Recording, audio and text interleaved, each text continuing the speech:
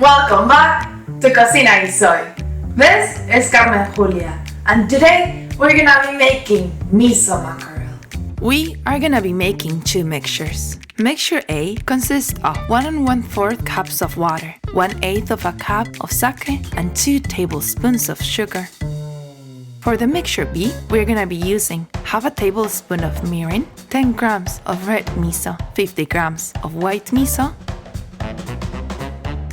Cut the mackerel in half and make incisions of 1 centimeter slats vertically onto the skin.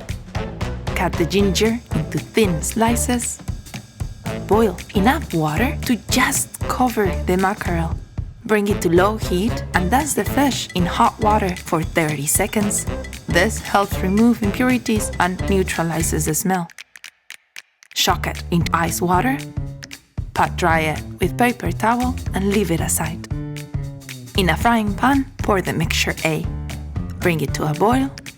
Place the mackerel and lower the heat to medium. Cook it for 7 to 8 minutes. Remove the bubbles as they appear for a cleaner taste. Add the mixture B on top of the fish, as well as the ginger. Create an inner lid with aluminum foil and cook for 7 to 8 minutes. Remove the cover and lower the temperature. Simmer until the sauce has thickened.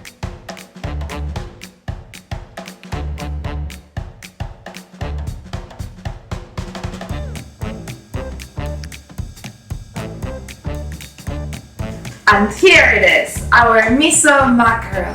This recipe is a staple in Japanese home cooking.